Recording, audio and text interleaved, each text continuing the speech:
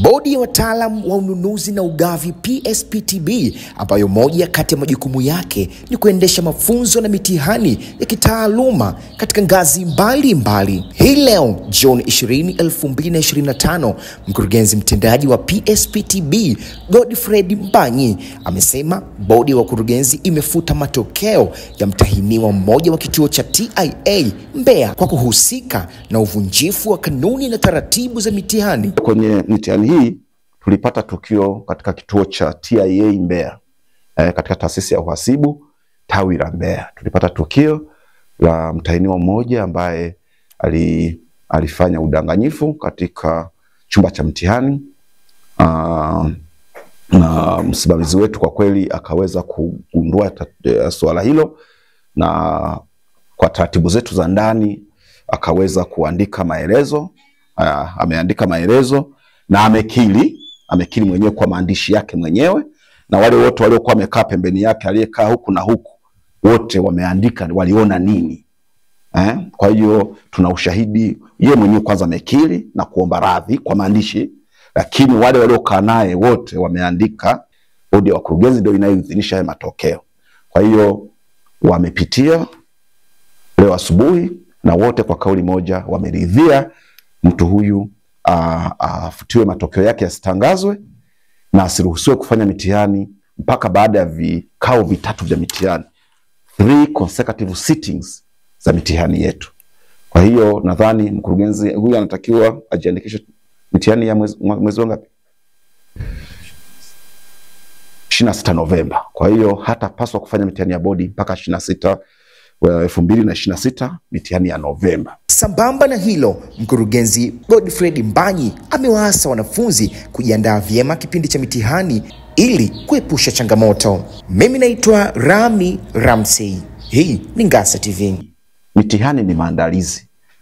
Ukifanya maandalizi, unaenda unafanya mtihani kulingana na uwezo wako na jinsi ulivyojiandaa. Ni kosa kubwa sana kuingia kwenye mitihani hujajiandaa halafu kafanya udanganyifu. Kitu ambacho kwa kweli kinaleta picha mbaya kwanza kitaaluma. Tunakuandaa wewe mtu uwe ni mtu ambaye una weledi na maadili. Kama mnavyofahamu kazi ya manunuzi, ndugu zangu, inahitaji maadili hali ya juu. Integrity hali ya juu. Sasa unapoanza kuonyesha kutokuwa na maadili kwenye mitihani, huyu mtu tukimzalisha kienda kule atakuwaje? Katika mitihani hiyo ambayo ni mitihani ya 30 tangu mitihani hii ianze, watahiniwa 1506 waliweza kufanya mitihani hiyo. Waliweza kujiandikisha, lakini waliotana hapo kufanya mitihani walikuwa ni 1421.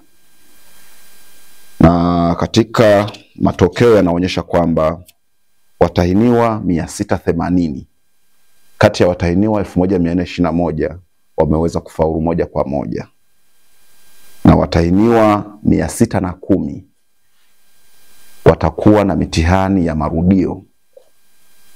Maana yake wamefaulu baadhi ya masomo, lakini masomo mengine maksi hazikutosha.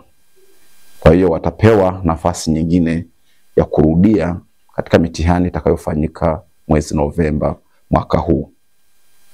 Lakini pia kulikuwa na watahiniwa 131. Hawa wao wamefeli kabisa mitihani yote walioifanya kwenye stage zao. Na hii ni sawa na 9.2% ya wale waliokuwa wamefanya mitihani yote kwa ujumla.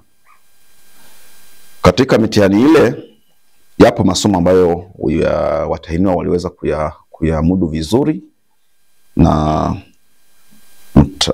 kwa mfano masuala ya michakato ya zabuni wameonyesha kwamba sasa wataalamu wetu wanaanza kuiva. Lakini pia hizi pongezi pia tunazipeleka kwenye vyuo vikuu na vyuo vingine vyote vya elimu ya juu kwamba sasa wameanza kuwafundisha wanafunzi kule vyuoni namna bora ya kuchakata zabuni